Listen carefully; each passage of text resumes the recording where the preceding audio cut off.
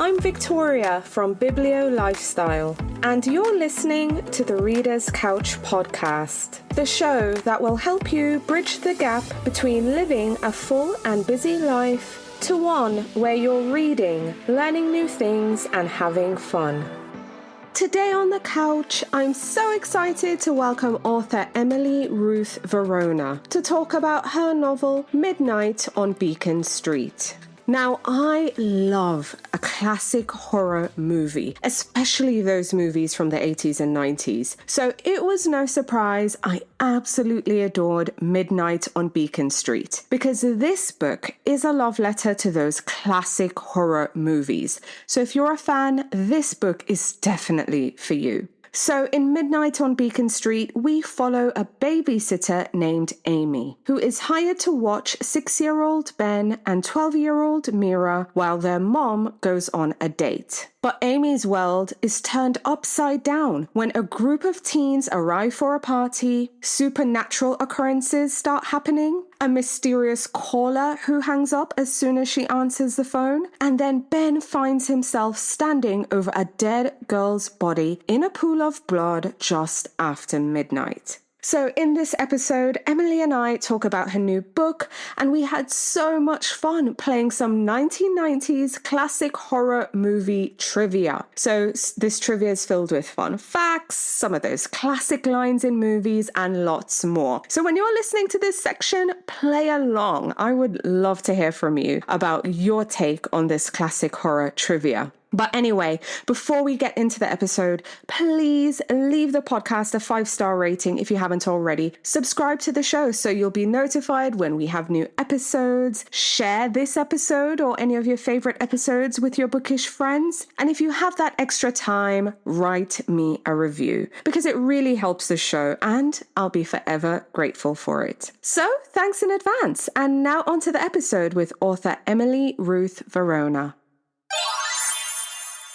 Hi readers, welcome again to the Reader's Couch. I'm your host, Victoria Wood, and here on the couch with me to talk about her new novel, Midnight on Beacon Street, is author Emily Ruth Verona. Hi Emily, welcome to the Reader's Couch. Hi Victoria, thank you for having me. Yay! I'm so excited to have you here. I think the words I've been using to describe your book, horror and nostalgia, because I got so much nostalgia from this one. I absolutely loved it. But before we get into the book, I want to know how you're feeling. Tell all listeners, how are you feeling? How excited are you? What is this experience like? It's been very surreal. It's been wonderful. I've been writing since I was a little kid. I've wanted to publish novels since I was 6. So it's just, and the book came out yesterday, as of this recording, and it's just been a dream come true. It's been really exciting. Oh, how fun. I love hearing that. So tell us about your book. What is your elevator pitch for Midnight on Beacon Street, and what can readers expect when they pick up a copy? Midnight on Beacon Street is set during the course of one night in 1993 when a babysitter named Amy is watching these 2 kids while their mom's out for the night.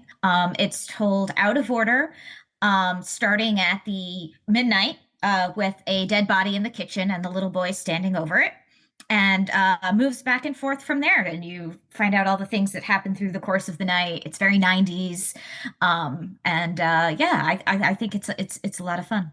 It is a lot of fun. And again, 90s is nostalgia. The 90s were my heyday, so I was living for this.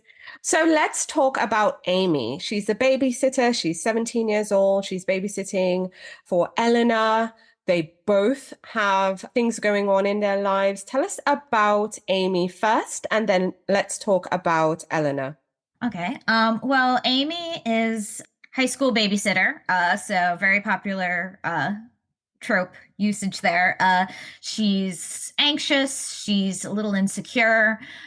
She absolutely loves horror movies. She finds this weird sense of calm in them, which is something I deeply identify with. And she's babysitting for Eleanor, who's a single mother of 2, has a lot of confidence and a lot of personality. And Amy just kind of sees Eleanor as someone to look up to and like, gee, like I wish I could do that without feeling like I'm a stumbling mess, because that's how Amy kind of feels about herself at times, especially when faced with people she thinks are cooler than herself.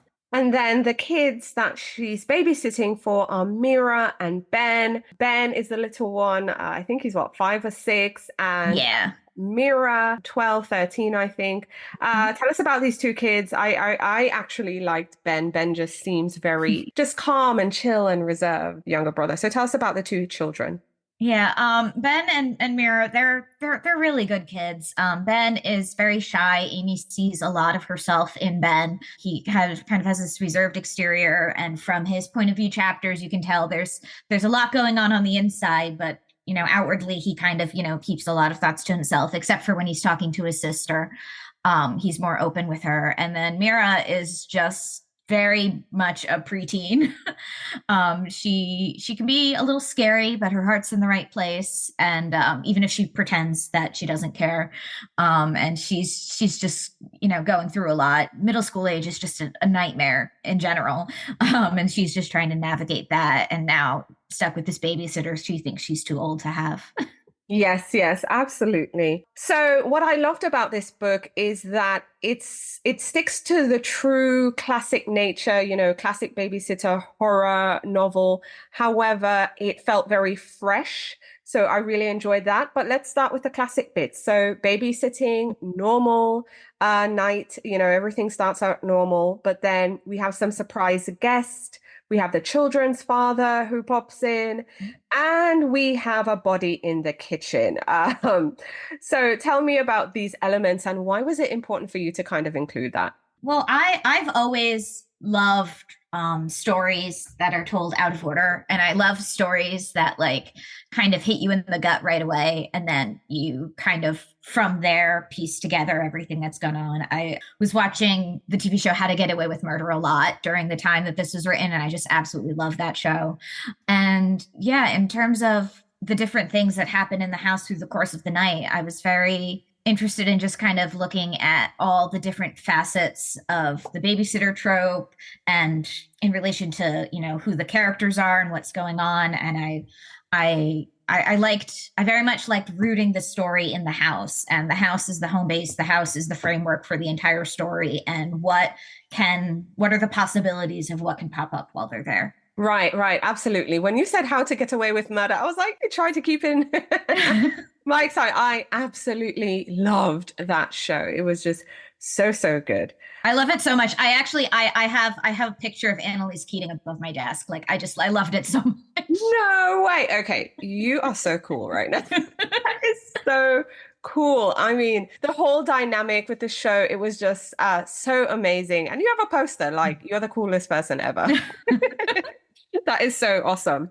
So, yes, so, some unexpected people show up at the house. Amy, the babysitter, is also plagued by a mysterious caller. Ben, the son, who she's babysitting, he sees a ghost and a person stalking the house. And like we said, there's a dead girl downstairs in the kitchen floor. I loved all these elements. So it had me thinking about those classic 1990s horror movies. So we are going to play a fun game. There's going to be some trivia in there. And I'm just going to list some rapid fire questions. I'll also do some multiple choice questions. And we're just going to have fun with, again, classic horror trivia. Are you ready? I love it. I love it. Yes. Okay, awesome. So we're going to start with some quick fire questions. What is your favorite horror movie? Scream. What's your favorite horror movie hero? The plucky newspaper lady in the 1930s film Mystery of the Wax Museum. Ooh, okay. I love how specific that was. Who's your favorite horror movie villain now? Oh, that one's really hard. Norman Bates. I'd say Norman Bates. Norman Bates. Okay, I like that one too. Okay, so now we're going to get into trivia. What do you think was the highest grossing horror movie of the 1990s? So I'm going to give you options. Scream 2, The Sixth Sense, The Silence of the Lambs, or Misery? Highest grossing? I'm going to guess The Sixth Sense. Yes, you're absolutely right. And it was nominated for Best Picture at the Oscars. Okay, which teen slasher from the 90s was based on a novel? So we have Scream, The Faculty, Urban Legend, I Know What You Did Last Summer. I Know What You Did Last Summer? Yes. Oh. It was a YA book written by Loy Duncan. Okay. The 1999 hit, The Blair Witch Project, took place in the forest of which state? West Virginia, Pennsylvania, Maryland, or New York? Oh, I want to say West Virginia or Maryland, so I'm going to guess Maryland. Maryland's right. Ah, I was actually surprised to find out that this was a budget film. The budget was 35,000 to 60,000. mm, And it ended up yeah. grossing like over 200 million, which is wild. Yeah. Yeah, that's insane. Okay, here's another classic 90s movie. In the movie Final Destination, what city were the characters flying to in the start of the film? Paris. Oh, no, you're right. Paris. I didn't even have to give you options. I live. I guess you love that Oh, film. I forgot there were options. No, you're good. I just got so excited because I love Final Destination. I love that. No. This is really cool. But yes, it's Paris. Okay. So these are some more quick fires. What would you do if you started seeing dead people? I would probably keep it to myself and build like a very methodical, like research-based thing as to figuring out why it was happening, because I would want to have a lot of things to back me up when I started telling people about it. Yeah, okay, that makes sense. What would you do if all the lights in your house started flickering? I mean, sometimes that happens anyway. There was actually this light post at my college that used to always flicker every time I walked by it, which was rather unsettling. So I don't know if I'd really read that much into it, even though I do read into horror tropes a lot. Oof, okay, well, I would be scared. What would you do if you found a body downstairs now? I would grab my dog, leave the premises, and then call the police. Yep, that sounds like a plan. What would you do if you woke up in a room surrounded by porcelain dolls? Now, I know some people think that's scary. I would assume I was in an episode of Are You Afraid of the Dark? And that my life had taken a devastating turn. Devastating turn. I love it. Okay, what would you do if you were the last survivor of a zombie apocalypse? Oh, well, I probably wouldn't be, but if I were, I would live remotely in the woods with my dog in like a small cabin. Awesome. Okay, so there's some famous movie lines, right, from films. So I'm going to tell you the line and you're going to tell me what film it's from. So the quote is, "Whatever you do, don't fall asleep." Oh, Nightmare on Elm Street. Yes. Listen to them, children of the night, what music they make. Oh, I know this one. I know it. I don't know. I'd rather say I don't know than guess wrong. Okay, it starts with a D. It's a classic. Oh, Classic novel. Listen to them, children of the night, what music they make. It's Dracula. Oh, Dracula. Yeah.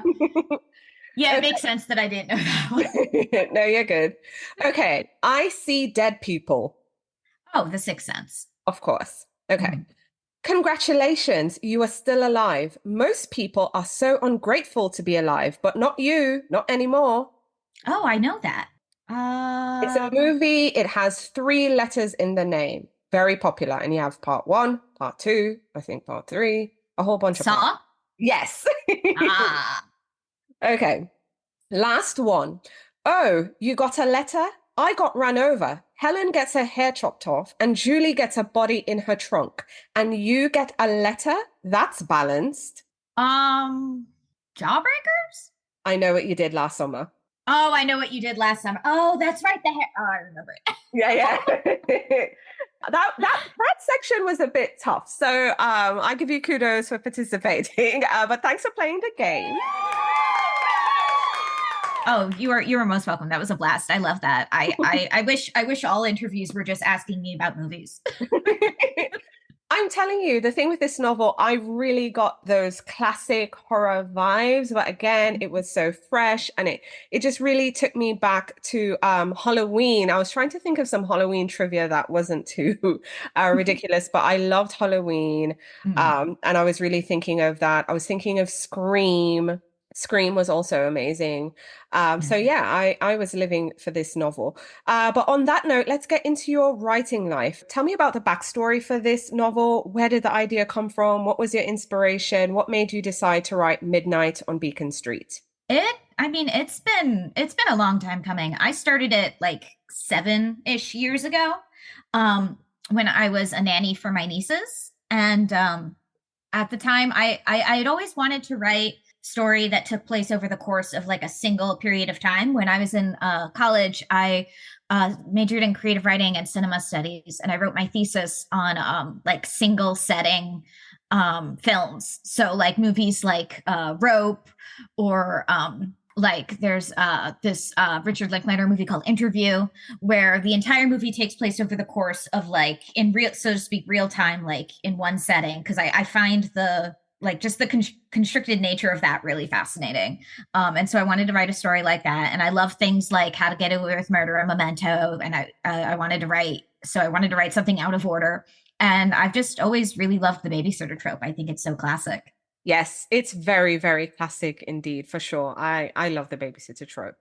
So now that you've written the book, right? I know it's out there in the world. It's early days yet, but you've been seeing some thought from readers out there. Looking back at your experience as a writer, how do you feel now that the book is available? I feel at peace in a very, very weird way. I've kind of like I've woken up every morning pretty much my entire life, like waiting for this to happen. And so the fact that it's out there, I feel like I wake up and I'm like, oh, I did it. And it's just I feel like this sense of peace that was prior to this, I think just kind of filled with this sense of like longing and hoping and such. Oh, that's amazing. If you could tell your younger writing self anything, what would you tell her? Um, you're going to be okay. You're going to be okay. Just write everything you enjoy writing, and it might not all like come out in the order in which you write it or the way you think it will, but just write what you enjoy and keep on doing that, and eventually you'll get somewhere. Oh, I love that. That's awesome. So now that Midnight on Beacon Street is out there, are you working on any other projects, any other books? What can you tell us? Well, I have a finished manuscript that I can't really talk about right now, Mhm. that I'm very excited about. And I'm also finished a poetry collection that I have out on submission that's like related to horror and my love of Emily Dickinson. And it's kind of strange and delightful. And I'm currently working on a contemporary mystery novel that's very much like a whodunit, and it has to do with some people and who they used to know from their childhood and high school and such, and now they're in their 30s. And I started it a long time ago, and then I kind of shelved it, and I've been revisiting it lately, and I'm having a lot of fun with it. Oh, that's really exciting. Well, at least we know we have books to look forward to, even though you Mhm. can't talk about it too much. So that's fine. Okay, let's get into your reading life because, again, even though we're here to talk about your book, Midnight on Beacon Street, we want to know what our authors are reading. So, share with our listeners the last book or books you finished reading that you'd now recommend. Yes. Well, I just finished reading Hollow Girls by Jessica Drake Thomas. And it doesn't come out until March, this March, but it's really, really, really, really good. And then in terms of books, I just finished that are out in the world. I've really found Looking Glass Sound by Catriona Ward really interesting. And I just read The Writing Retreat by Julia Bartz, which I had been really excited to read, and I just finished that one the other day, and that was a lot of fun. Ooh, how fun. What would you say was your favorite childhood book or books when you were growing up? As a kid, my favorite books were A Little Princess by Frances Hodgson Burnett and Number of the Stars by Lois Lowry. What are your go-to genres? Um, this is going to be weird. So my go-to genres are like mystery, horror, and historical fiction. I Yeah. read a lot of the Dear America books growing up, and it made like a huge impression. I love historical fiction. Oh, that's awesome. I love hearing that. Mm. And what books are you looking forward to reading in the year ahead? Oh, there are a number of them. I just got this Wretched Valley by Jenny Kiefer, and I'm really excited to read that. And then books coming out this year that I'm super excited about are Beneath the Poet's House by Krista Carmen, A Botanical Daughter by Noah Medlock, I Was a Teenage Slasher by Stephen Graham Jones, and This Skin Was Once Mine and Other Disturbances by Aaron LaRocca. Wow, that sounds like you have a really big TBR, just like most of us readers. But like us readers, we love reading books, but sometimes we have a few struggles here and there. We sometimes fall into reading slumps. Mhm. Sometimes people are trying to find more time to read. So share with our listeners things that have worked for you when, one, you're going through a reading slump, but also two, any tips you have to help people find more time to read. Um, Reading slumps, I'd say find out what writers you enjoy are reading. Especially with social media and stuff, you can often, find out like what writers who really resonate with you have been reading or excited about. And I find that's often a good way to find new books. I would say also looking at some indie presses is always new releases is always a really good idea because they might not be getting as much press, but you can really find some wonderful books that way. And then in terms of not having time to read, I don't know what to say because I feel like it's a never ending battle to find time to read and then reading when you're supposed to be doing other things. So I don't know if I'm a good person to give advice on that. No worries, no worries at all. I think we all struggle. So yeah, sometimes it's hard kind of coming back to the books because there's so many distractions out there. Mhm. But in addition to loving books and reading and authors and all that good stuff, we also love our indie bookstores. So share with our listeners some of your favorite local or indies you've discovered on your travels. Well, I've always liked McNally Jackson in New York, and it's definitely not an indie, but it does have a cool story of my favorite Barnes and Noble, or my favorite bookstore as a child was a Barnes and Noble, and it was in Ledgewood, New Jersey, and it closed down a couple years ago, and it actually like they literally like paved the lot, like it's gone, and then this past couple months, they announced that they were reopening in a different location in the same shopping center. And they opened a couple weeks ago, just in time for my book to come out. And that was really exciting for me just because it felt like my childhood bookstore like resurrected. And that was a lot of fun. But yeah, I haven't been, but Butcher Cabin Books, which does horror books, just sounds really awesome. So does the Ghoulish bookstore in Texas. I've wanted to check that out. Amazing. That sounds awesome. So, getting back to your book now, getting back to Midnight on Beacon Street again. I know you've done your job, you've written a book, you've given it to us, but in an ideal world, what are you hoping readers might think or feel, or any reactions you're hoping they might have after they've Uh, turned the last page? I just I've gotten some reader feedback of people just feeling like, they've read something very moving and they really connected with the characters. And that's kind of like the dream. That's what I want people to get from reading anything I've written, is to just kind of see something in the book that they might feel like they don't see a lot or might really identify with, and just have the story and the characters, and especially the nostalgic 90s really resonate. Yeah. That's what I want to see.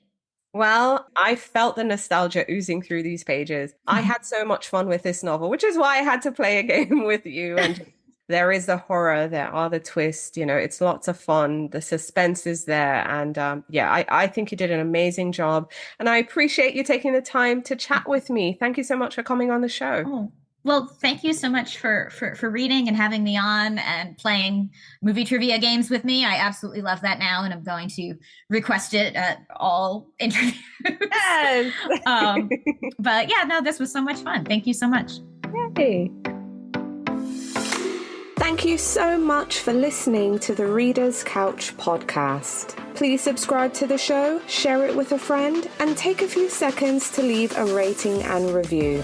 Until next time, stay lounging, stay reading, and whenever you're in doubt, go straight to your local bookstore or library.